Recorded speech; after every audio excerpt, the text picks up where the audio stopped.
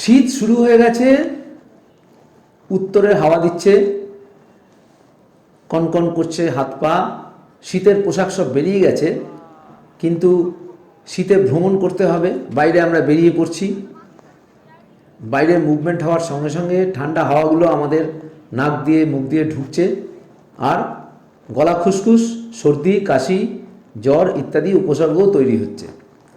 তো শীতের শুরুতে তো এই সমস্ত যে শীতের উপসর্গগুলো শুরু হচ্ছে, এগুলোর হাত থেকে রক্ষা পাওয়ার জন্য আমরা ডাক্তার দেখাচ্ছি, বিভিন্ন অ্যালোপ্যাথিক ওষুধ খাচ্ছি, অ্যান্টিবায়োটিকগুলো খাচ্ছি।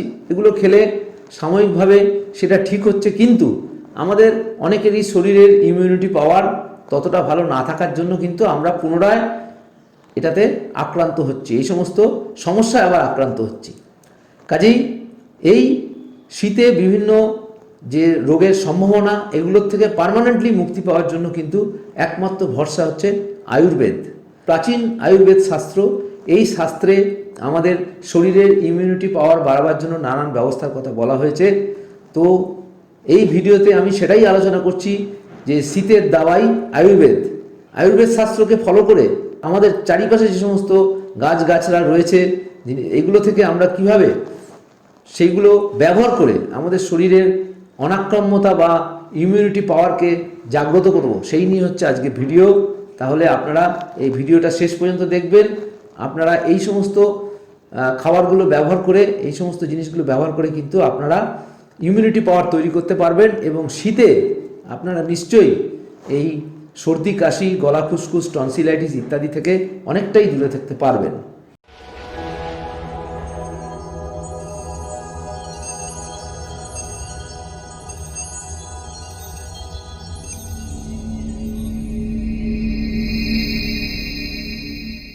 দেশ হেলথ কেয়ার চ্যানেলে আপনাদের স্বাগত জানাই। তো শুরু করছি আজকের ভিডিওটা, যে আয়ুর্বেদিক কিভাবে আমাদেরকে এই ইমিউনিটি পাওয়ার বাড়াতে সাহায্য করে, এবং কি ধরনের জিনিস আমরা খেলে বা গ্রহণ করলে এগুলো সম্ভব হয়। শীতের যত্ন মানে শুধু ত্বক বা চুলের যত্ন নয়, সঙ্গে সর্দি কাশিরও মোকাবেলা করতে হবে। আর এই সর্দি কাশি থেকেই রেহাই পেতে আয়ুর্বেদের জুড়ি মেলা ভার। ঘরের কিছু উপাদানই কামাল করে দেবে শীতের সুরক্ষায়। তুলসী, মধু, গোলমরিচ সহ হাতের কাছে এইসব নানান আয়ুর্বেদিক ভেষজ উপাদানগুলো আমাদের রয়েছে। নিরাময়ের আগে জানতে হবে শীতের শুরুর সময়, মরশুম বদলের সময় সর্দি কাশি বেশি কেন হয়। এটা আসলে হলো গরমে থাকতে থাকতে হঠাৎ করে ভোরের দিকে বা রাতের দিকে ঠান্ডা পড়ে যায়। আবহাওয়ার হঠাৎ পরিবর্তন কোনো কোনো শরীর নিতে পারে না, এইসব ক্ষেত্রেই সর্দি কাশি বেশি দেখা যায়। নাক থেকে জল পড়া, গলা ব্যথা করা, গলা খুসখুস করা, এইসব উপসর্গ দেখা দেয়। এবার আয়ুর্বেদ শীতের ঠান্ডা লাগার সমস্যা মেটাতে দুভাবে কাজ করতে পারে। একটা হচ্ছে ইমিউনিটি অর্থাৎ প্রতিরোধ ক্ষমতাকে বাড়িয়ে, আর দ্বিতীয়টি হলো অসুখ হলে সেটাকে সারিয়ে দিয়ে। তো এবার ইমিউনিটি বা রোগ প্রতিরোধ ক্ষমতা বাড়ানোর ক্ষেত্রে গুরুচি বা গিলয় খুব ভালো কাজ করে। একে চলতি কথায় গুলঞ্চ বলে। ওই শীত শুরুর সময় যদি এটা খাওয়া আমরা শুরু করি, মোটামুটি 1-1.5 মাস ধরে যদি আমরা খেতে থাকি, তাহলে ঠান্ডা লাগার সমস্যা কিন্তু আমাদের অনেকটাই কমে যাবে। এটি এমনি তো খাওয়া যেতেই পারে, বা এখন ওষুধের দোকানে ট্যাবলেট ফর্মে ওটা পাওয়া যায়। দুপুর ও রাতে খাওয়ার আগে এই ট্যাবলেট খেলে আমাদের কিন্তু ইমিউনিটি পাওয়ার বাড়বে, বিশেষ করে এই ঠান্ডা লাগার বিরুদ্ধে যে ইমিউনিটি পাওয়ার। এছাড়া আমলকি খেলেও কিন্তু প্রতিরোধ ক্ষমতা বাড়ে, আর আমলকিরও ট্যাবলেট হিসাবে পাওয়া যায়। এবারে এত কিছুর পরেও যদি ঠান্ডা লাগে, তাহলে তুলসীর কোনো বিকল্প হয় না। এই তুলসী আবার 3 রকমের হয়: শ্বেত তুলসী, রাম তুলসী ও কৃষ্ণ তুলসী। সবার বাড়িতেই যে তুলসী আমরা দেখতে পাই তাকে শ্বেত তুলসী বলে। তুলসী খুব সহজলভ্য, আর খাওয়াটাও খুব একটা ঝামেলা নেই। 4-5টা তুলসী পাতা মধু দিয়ে খেয়ে নিলেই কাজ হয়ে যাবে। তুলসী একই সঙ্গে অনেক সময় প্রতিরোধ ক্ষমতা বৃদ্ধিতে সাহায্য করে। ঠান্ডা না লাগলেও কিন্তু এই তুলসী খাওয়া যেতে পারে, তবে এটি মূলত সর্দি কাশি হওয়ার পর খেলে বেশি উপকার পাওয়া যায়। এছাড়া যদি আসল মধু পাওয়া যায় অর্থাৎ খাঁটি মধু, তাহলে শুধু মধু খেলেই কিন্তু সর্দি কাশি কমে যায়। কিন্তু সমস্যা হলো এই আসল মধু পাওয়াটাই। বাজারে যে মধু বিক্রি হয় তাতে কেমিক্যাল থাকবেই, তাই এতে খুব একটা কাজ হবে না। যদি আসল মধু কোনো রকমভাবে সংগ্রহ করতে পারেন তাহলে তার থেকে ভালো কিছু আর হয় না। আবার গলায় অস্বস্তি হলে, খুসখুস করে কাশি হলে, গলা ব্যথায় আদা কিন্তু দারুণ কাজ দেয়। আদা ছোট ছোট টুকরো করে কেটে এমনি মুখে রাখতে পারেন, আবার নুন দিয়েও খেতে পারেন। ওষুধ হিসেবে তো এটা অনেক আয়ুর্বেদিক ওষুধের মধ্যেই কিন্তু ব্যবহার হয়। আমি মূলত হাতের কাছে থাকছে সহজলভ্য এমন আয়ুর্বেদিকের কথাই বলছি। সর্দি কাশি নিরাময়ে ভালো কাজ দেয় ত্রিকটু। আয়ুর্বেদ শাস্ত্রে ত্রিকটু বলতে 3টি ঝাঁঝালো ভেষজ বোঝায়। এগুলি হলো গোলমরিচ, পিপলি এবং আদা। এই তিনের মিশ্রণকে ত্রিকটু বলা হয়।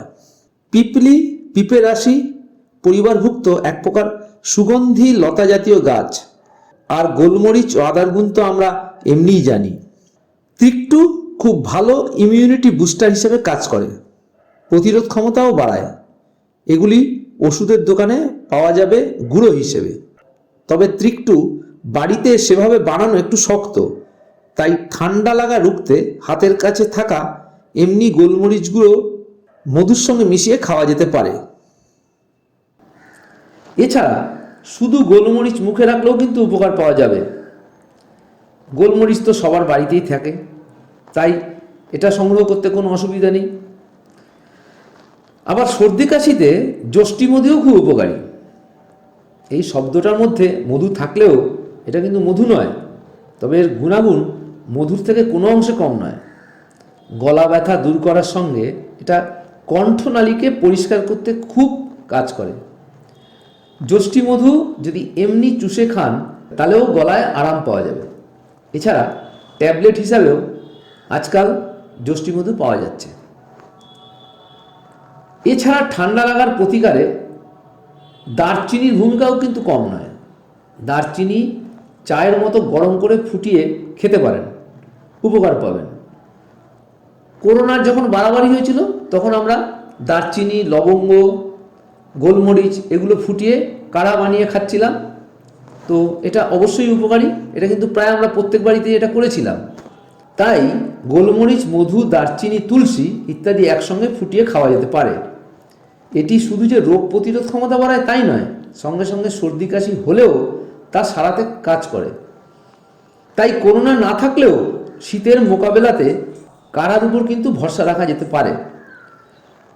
অনেকে আবার খুব ঠান্ডা লেগে বুকে কফ বসে যাওয়ার সমস্যাও কিন্তু রয়েছে। বুকে কফ বসে গেলে বাসক পাতা হচ্ছে খুব কার্যকরী।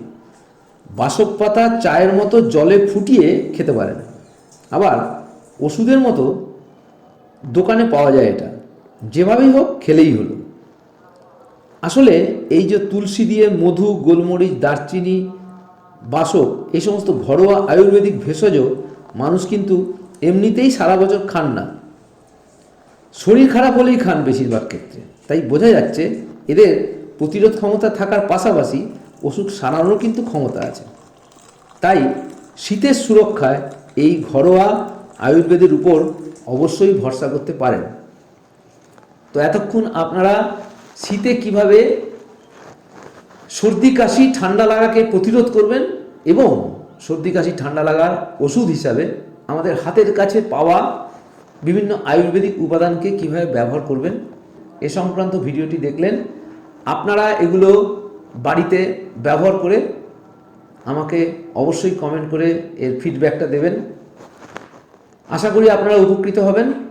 আর যদি এই ভিডিওটা আপনাদের কাছে কিছু অন্তত উপকারে লেগে থাকে তাহলে আপনারা ভিডিওটি লাইক করবেন, শেয়ার করবেন।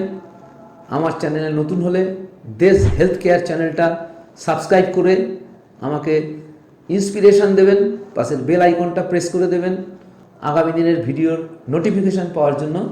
আপনারা সুস্থ থাকবেন, ভালো থাকবেন, আমার হেলথ চ্যানেল দেখতে থাকুন। ধন্যবাদ।